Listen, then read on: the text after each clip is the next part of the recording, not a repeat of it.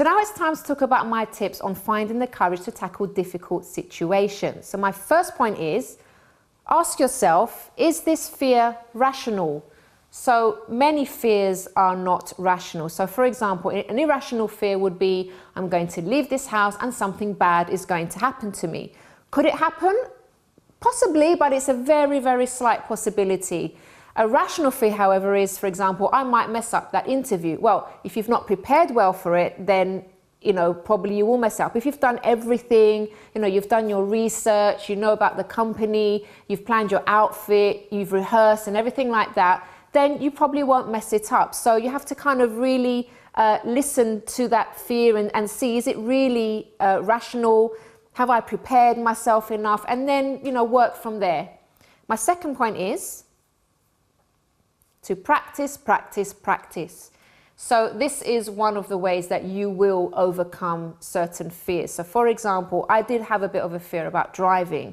I don't know if it stemmed from a route that I had, because my grandfather was killed by a driver. He was out on his bike and he got run over. And I kind of always had that kind of, I don't know if I want to drive, or I was always a bit nervous behind the wheel. But then I realized, come on, you've got to sort of get on with this and stop being silly and start driving.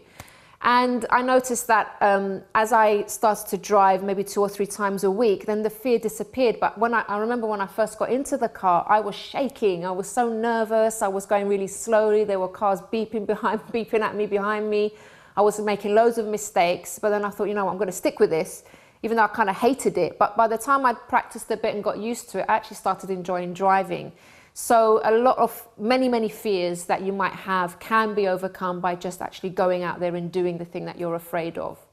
My third point is, seek out the unfamiliar. So if you always stick to what is familiar, you'll always be scared of things. And people grow in confidence by just trying. And I always encourage people on this program to try different things, try new things that you haven't done before. That's the way that you can discover new talent. You can discover things that you didn't even know you'd be good at, that you can even use maybe as a career or to make money in the future. But if you just sort of stay doing the same old thing all the time, your confidence isn't going to grow. Now, I know there's some people that say, well, actually, I like my comfort zone. I enjoy being in it. And if you're that kind of person, then great. And if you don't get bored, then wonderful. But many people, over the years, if they're doing the same thing, then they do get very bored with life, and it can get quite depressing. So if you find yourself in that situation, just try different things, whether it's a new hobby, somewhere different to go out, different stuff. You'll find that will actually build your confidence. And the fourth point is, butterflies don't mean don't do it.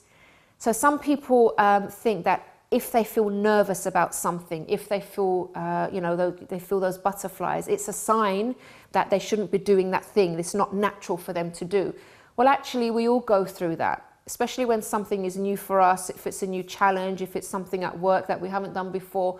We do get nervous, we do have butterflies, but it doesn't mean that you're not capable. Actually, I think it's a sign that you actually care about what you're doing and you care about doing well, and it's a good thing. So don't let the butterflies stop you or make you think that you shouldn't be doing that thing. Actually, when you have these butterflies, it's a good thing to just go for it, as I said in my earlier point, and you'll see how, you might surprise yourself.